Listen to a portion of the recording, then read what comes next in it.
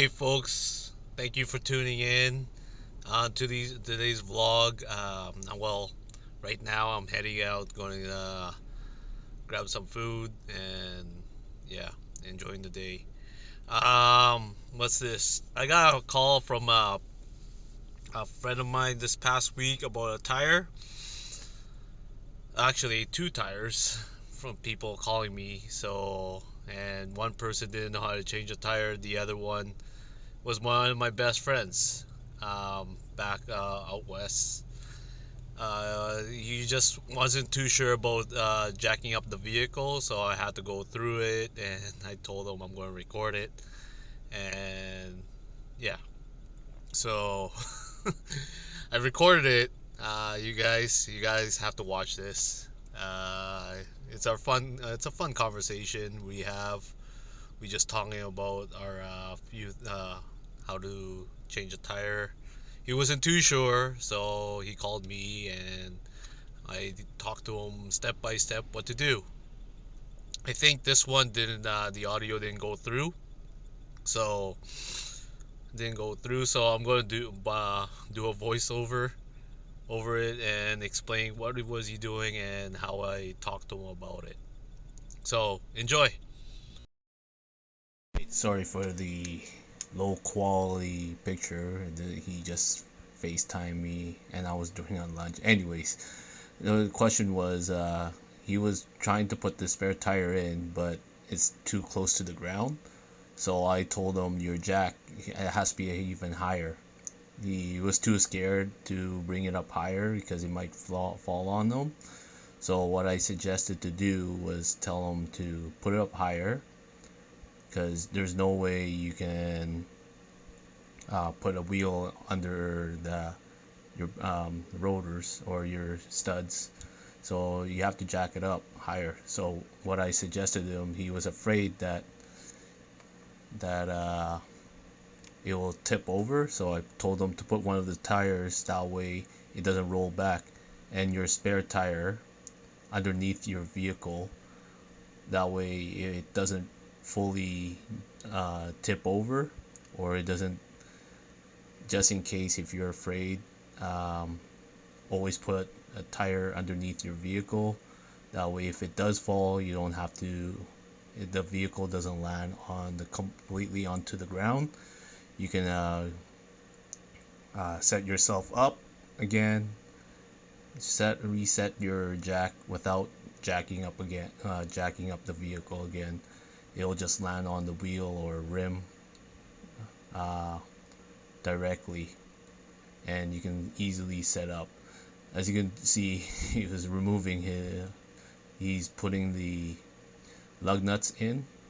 I suggested them to push down, not pull on it, because you'll hurt your shoulder. So I told them to tighten all up before you set it down. Just just lock it. Make sure it doesn't move before you putting it down. And once it's on the ground, uh, told them to put your foot down. That way it locks even more because your leg has more muscle than your arms. Uh, yeah, and then I also suggested them to bring a compressor instead of to bring a compressor. That way, it's a lot easier to inflate your tire and take it to a tire shop rather than uh, changing the tire on side of the road. But luckily he's fine, and he called me during lunch hour. And this is what we do. Shout out to Julian for calling me, and no matter what happens, I will help him out as much as I can.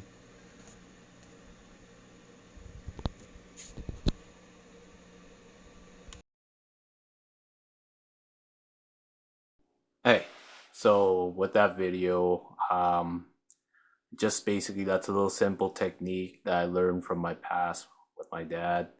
Uh, Little technique, simple things, common sense, just making sure the vehicle doesn't drop on you, and if it drops on you, it'll wreck the rotor, and then the heat shield, a little bit more damage, or just one simple mistake.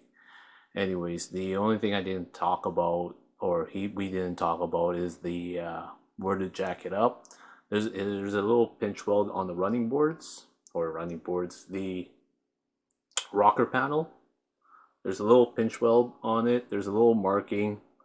Um, I'll just put a picture on it.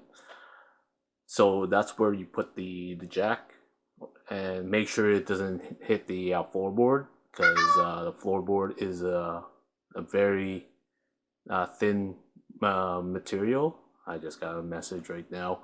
Anyways, yeah, simple thing. Always put safety first. Make sure it doesn't drop on you.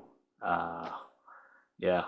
So, and my good friend of mine just called me. She got a flat tire, and when she told me that she drove a little pothole, pothole, and I was like, "That'll do it."